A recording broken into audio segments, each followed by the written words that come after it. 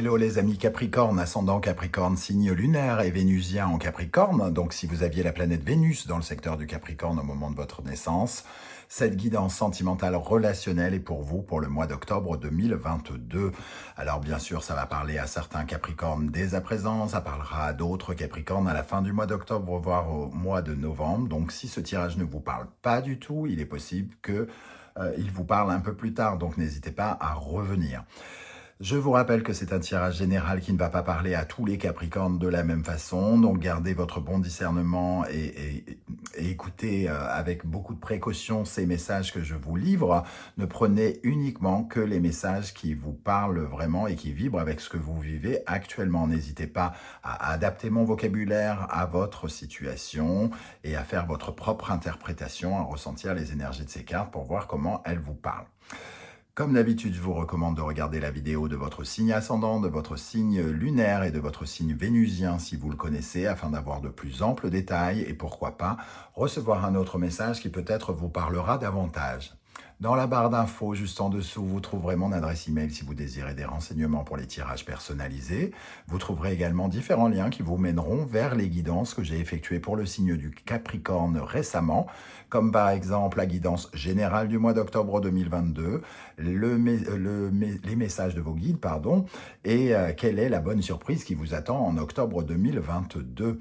De quoi rester quelques heures en ma compagnie, comme si vous étiez sur une chaîne du câble, pourquoi pas. Voilà, en tout cas, heureux de vous retrouver. On va commencer ce tirage avec l'énergie principale qui vous accompagne pendant ce mois, avec le tarot de Marseille. Et nous avons le jugement.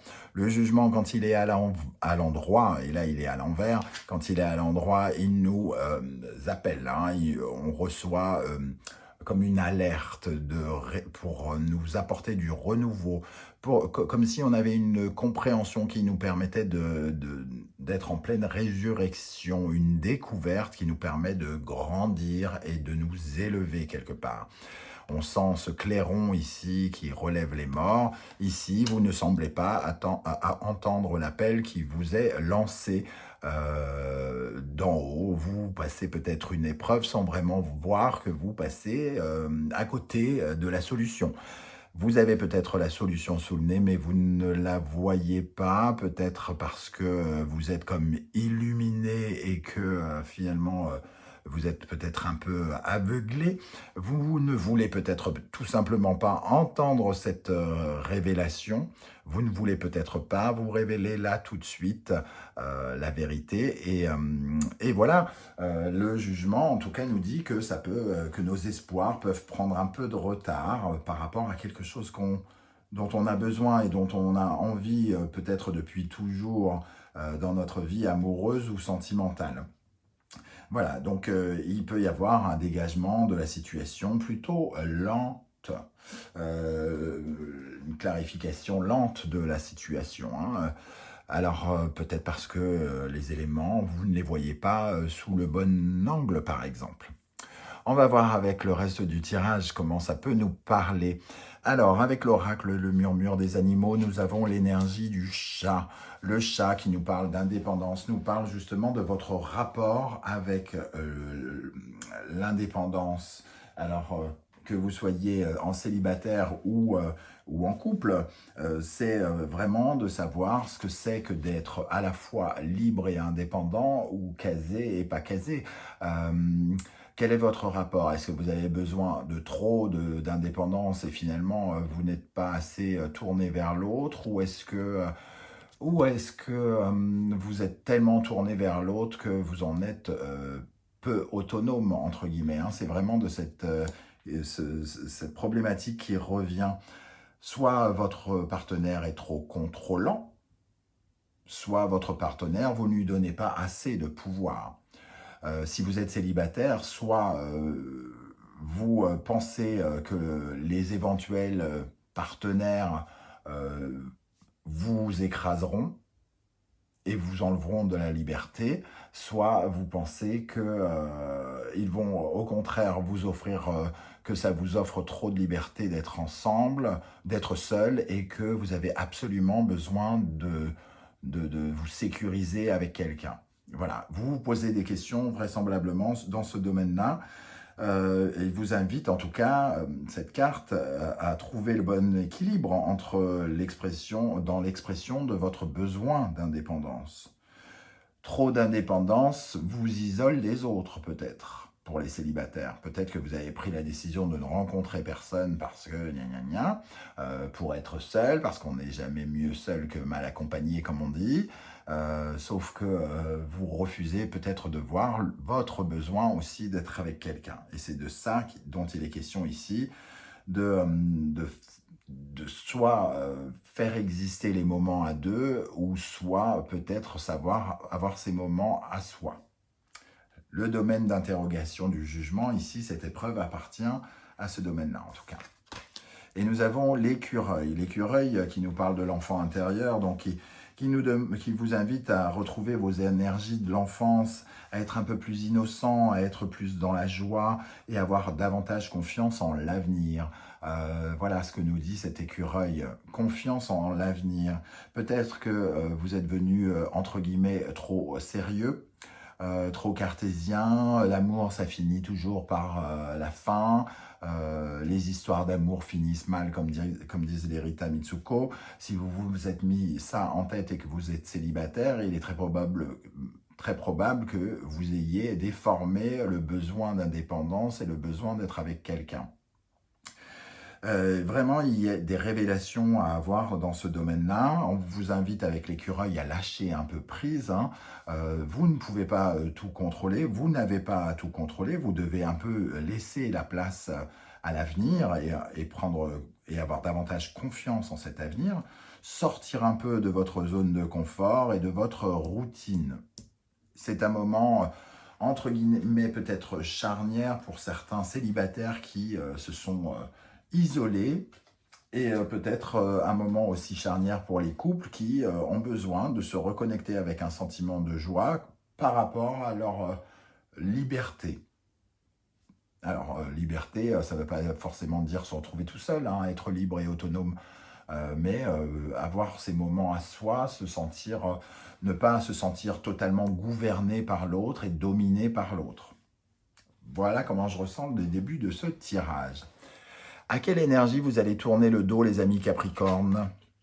Le cavalier de bâton, qui nous parle d'un manque d'ancrage, hein, d'une façon générale, et d'une tendance à s'auto-saboter en cédant à toutes ces émotions, en laissant un peu trop toutes les émotions parler, la colère, la joie, et en fait on n'arrive pas à canaliser et à ancrer et à concrétiser les choses parce que justement on vogue avec certaines émotions qui n'arrêtent pas de changer. Voilà, il y a cette dimension, et avec le cavalier de bâton, il y a aussi une certaine forme de... Comme si on ne se connaissait pas, comme si on se mentait sur soi. Hein. Peut-être qu'on est convaincu qu'on a besoin de liberté depuis des mois et des mois, voire des années pour certains d'entre vous. Et en fait, c'est comme si vous ne vous connaissiez pas. Vous n'êtes pas connecté avec votre enfant intérieur qui, lui, a besoin de cet amour dont vous le privez volontairement parce qu'il y a une certaine forme d'auto-sabotage à écouter des émotions qui ne sont peut-être pas mises à jour ou réactualisées. Ici, voilà, il y a ça. Il y a un manque de concrétisation et de réaliser des choses que vous avez dans la tête et des envies que vous avez besoin d'affirmer davantage. Quel est votre état d'esprit, ami Capricorne? Nous avons le chariot, avancer coûte que coûte, vous déplacer, remporter une certaine forme de succès. J'irai plus loin puisque je ne tire pas les cartes à l'envers, mais on peut sentir quand même avec cette énergie un besoin de réparer certaines erreurs pour certains d'entre vous. Une inconduite, c'est-à-dire peut-être que certains d'entre vous ont perdu les rênes de ces chevaux qui les guidaient vers l'amour, l'amour qu'ils désirent, hein, celui qu'ils cherchent à obtenir. Et ici, on essaye peut-être de reprendre les rênes, de retrouver les rênes. C'est un peu comme ça que je ressens cette énergie, donc de corriger certaines erreurs, de revenir sur le droit chemin ou sur la bonne route que vous aviez peut-être quittée à un moment ou un autre. Avec ce chariot, nous avons le 4 de denier qui confirme l'envie, en tout cas, de stabiliser quelque chose, de se sécuriser, de se sentir plus en sécurité et de recréer les fondations qui nous tiennent debout, hein, et qui nous permettent d'avancer. Donc corriger des erreurs, pourquoi pas, par rapport à nos fondations, à nos façons de nous positionner clairement, concrètement dans notre vie amoureuse. Je ne sais pas comment ça va vous parler, mais ça me semble clair pour certains. Après, pour d'autres, on avance en tout cas vers davantage de solidité. On essaye de concrétiser quelque chose. C'est un peu comme si on s'installait ensemble, d'avoir une sorte de but concret ensemble ici. Mais qui pose des questions sur notre indépendance ou notre dépendance. Est-ce qu'on a vraiment envie de construire cette maison et d'habiter ensemble alors que ça va peut-être nous enlever un peu de liberté, etc., etc. Voilà, par exemple. En face de vous, alors les énergies ici correspondent à ce qui vient vers vous, ou alors la personne qui est en face de vous, votre partenaire, la personne que vous convoitez, la personne dont vous êtes amoureuse, ou alors au contraire qui peut vous être comme un barrage, hein, ce qui est contre vous. Ça peut représenter tout cela. Nous avons l'ermite. Alors, la première chose, contre vous, pour les célibataires notamment, ça peut être un sentiment de solitude et se sentir pauvre de quelque chose. Et d'avoir besoin de faire la lumière, de faire des recherches, alors de chercher peut-être quelqu'un, hein, d'essayer de comprendre. D'essayer de comprendre déjà vos mécanismes, hein, ici, pour reconstruire quelque chose, restabiliser quelque chose. Besoin de comprendre le 8 de bâton, c'est votre besoin d'aventure. C'est un nouveau départ, on réfléchit à un nouveau départ. Alors, vous êtes guidé pour réfléchir à un nouveau départ si vous êtes célibataire et que vous êtes, entre guillemets, convaincu qu'il fallait le rester. Si vous êtes en couple, comme je parlais ici, de concrétiser quelque chose et on se pose des questions, on réfléchit ici un peu en retrait avec soi-même sur l'éventualité de commencer une nouvelle aventure avec son partenaire ici, de partir en voyage, entre guillemets, ou de commencer quelque chose de nouveau. Est-ce qu'on a vraiment envie de préparer ses bagages? Est-ce qu'on a vraiment envie d'aller vers quelque chose de nouveau? Voilà les interrogations qui viennent vers vous pendant ce mois. Comment les choses vont évoluer? La force. En tout cas, on vous voit ici faire des efforts, mettre de l'énergie par rapport à ces démarches que vous êtes en train de faire pour essayer de retourner ce jugement et enfin sentir du renouveau, une résurrection et une seconde chance par rapport à votre couple, par rapport à votre vie de célibataire. Avec la force, nous avons le 5 de bâton. Il peut y avoir une dimension quand même un tout petit peu conflictuelle, hein. La force, c'est le 5 de bâton. On peut se battre et se débattre avec soi-même ou rentrer en débat et en bataille, en conflit, en embrouille avec son partenaire par rapport à cela. Le 5 de bâton crée énormément d'énergie aussi, hein. Il y a un côté compétition. On entre en compétition avec soi ou avec l'autre pour avoir peut-être les meilleurs arguments, pour être celui qui convaincra l'autre, et il peut y avoir une certaine forme de friction ici pour certains d'entre vous. Vers quoi vous allez?